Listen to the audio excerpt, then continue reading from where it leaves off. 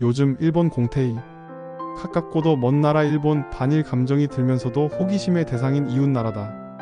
일본에 대한 여러 책들을 읽었지만 그래도 항상 관심이 있는 곳이라 눈에 띄어 책을 읽게 되었다. 공태이님의 책으로 일본에 부는 한류를 시작으로 일본의 자민당과 정치에 대한 이야기, 그리고 일본 하면 항상 거론되는 혐한에 대한 다양한 이야기를 들려준다. 대규모 단체 미팅 마치콘. 마치콘은 거리를 뜻하는 마치에 단체 미팅을 뜻하는 고콘을 합친 신조어다.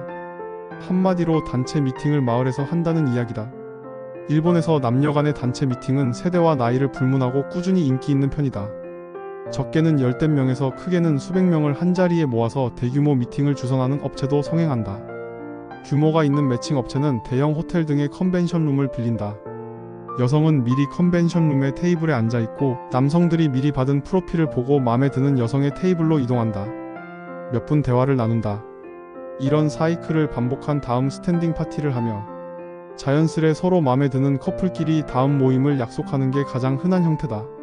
마치코는 이걸 거리로 옮겼다고 생각하면 쉽다. 말 그대로 거리로 옮기는 건 아니다. 동네 식당이나 카페, 이자카야로 옮기는 것이다. 미리 회비를 받고 아케이드 상점가나 유흥가에 남녀 수십 수백 명을 뿌린다. 참가자는 주최 측이 정한 표식을 하고 그날 자신의 짝을 찾는다. 팔찌나 이름표로 이 행사에 참여한 사람인 줄 알 수 있게 하는 시스템이다. 거리를 돌아다니며 식사를 하거나 차를 마신다거나. 그래서 마치콘이다. 도쿄 같은 대도시에서는 한꺼번에 수십 수백 명 남녀를 모은다. 1인당 얼마의 참가비를 내는데 대개 회비가 다른 지역보다 2배 정도 비싸다. 주최 회사는 특정 지역의 식당과 이자카야를 몇 곳 섭외한다. 그곳에서 지정한 음식과 술을 시간 제한을 두고 양은 무제한으로 제공한다. 일본어로 노미오다이, 다베오다이라 한다. 생활 일본어로는 노미오, 다베오라 줄여 말한다. 노미오는 음료나 주류 무제한, 다베오는 음식이 무제한이다.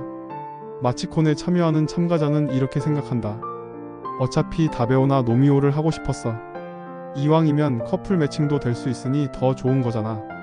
마치콘은 시작부터 흥행이었다. 마치콘을 주관하는 회사만 몇십 개씩 우후죽순 창업이 시작됐다. 2014년 시작한 마치콘은 2015년이 되자 한 해 전국 참가자 수가 200만 명이 넘을 정도로 활성화됐다.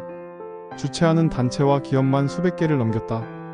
2015년에는 이미 18에서 34세 미혼 남녀의 마치콘 참여 비율이 30%에 달한다는 설문조사가 있을 정도였다. 여기에는 동일본 대지진이 한몫 거들지 않았나 생각한다.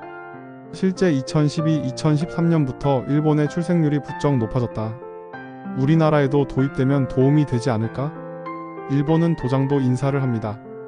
일본은 서류와 도장의 나라다. 은유나 비유가 아닌 문자 그대로 서류와 도장의 나라다. 보수적 기풍의 기업과 관공서에서는 결제할 때 일부를 제외하면 모두 종이 서류의 단계별로 상급자의 도장을 받아야 한다. 일본의 전자결제 시스템이 도입돼 있지 않냐고? 20세기 말 윈도우 95와 함께 일본에도 전자결제 시스템 ERP가 광범위하게 도입됐다. 문제는 디지털 기기를 좀처럼 사용하지 않는 문화다. 일본에서 담당자가 도장을 찍는다는 의미는 그 일에 책임을 진다는 뜻으로 여겨진다. 자신의 이름을 아로 새긴 도장을 찍었으니 이 업무에 나의 책임이 분명히 있다는 뜻이다. 전자결제로는 좀처럼 진정성이 들어가지 않는다고도 한다. 상사를 찾아 대면으로 결제 내용을 설명하고 도장을 받아 다음 단계의 상사를 찾아야 한다. 일본만의 독특한 직업 문화로 생각할 수도 있다. 그리고 사고가 생기면 사고 수습과 재발 방지 노력보다 책임자를 찾아 책임을 묻는다. 일본 특유의 고질병이다. 오른쪽부터 왼쪽으로 담당 계장, 과장, 부장으로 갈수록 도장의 각도가 달라진다. 제일 하급자는 머리를 가장 깊게 숙이는 것처럼 도장을 찍어야 한다. 문제는 도장을 찍는 단계에 있다. 사람이 인사를 할 때 허리를 세우고 곧게 굽혀 인사하며 예를 표하는 것처럼 도장을 찍을 때도 같은 방식을 쓴다. 이른바 오지기 도장 문화. 도장을 찍을 때도 상사에게 허리를 숙여 인사하는 듯한 모습으로 도장을 비스듬히 찍어야 한다. 보여지는 예절을 중시하는 일본답다는 생각뿐이다. 사토리 또는 체념. 한국에도 일본에서도 하루하루 살아가는 것만으로도 벅찬 사람들이 넘쳐난다. 일본의 청년 세대, 사토리 세대를 주의 깊게 보길 권한다. 우리말로 체념 혹은 달관을 의미하는 사토리 세대로 우리의 MZ세대에 해당하는 연령층이다. 일본 청년 세대의 체념은 시사하는 바가 크다. 뭘 해도 과거 그들의 부모, 조부모 세대처럼 중산층으로 계층 이동이 어렵다. 일본은 우리보다 비정규직 비율이 높고 임금은 20년 전과 비교해 거의 오르지 않았다. 얼핏 우리의 M4 세대와 같은 맥락으로 생각하기 쉽다. 삶이 퍽퍽하기로는 M4 세대나 사토리 세대나 마찬가지.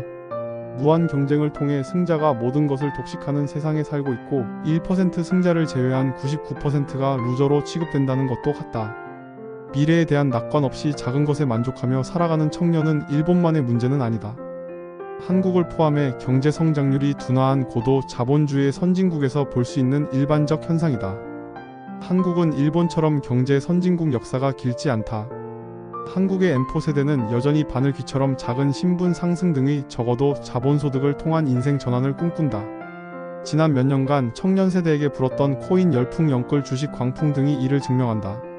한국의 M4 세대와 비슷한 일본의 세대는 사토리 세대의 바로 윗세대 빙하기 세대가 아닐까 싶다.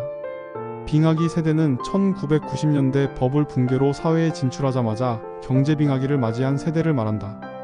잃어버린 10년, 잃어버린 20년을 상징하는 세대이기 때문에 로스트 제너레이션으로 부르기도 한다. 일본어 약자로는 로스 제네라 한다. 이들은 부모 세대보다 고학력 고스펙을 갖췄지만 평생 고용이 보장되는 양질의 직업을 찾기 어려웠다. 있다 해도 이전 세대가 경험하지 못했던 수준의 경쟁을 겪어야 했다. 이에 비해 사토리 세대는 진심으로 모든 욕망을 내려놓은 듯한 모습을 보인다. 실제 일본 청년들이 삶에 대한 깊은 통찰로 달관했다는 뜻이 아니다. 무엇을 해도 과거 부모 세대가 누렸던 수준의 경제력에 도달할 수 없고 사회적 성취도 이루기 어렵다는 걸 몸으로 체득한 후에 느끼는 현실 체념이다.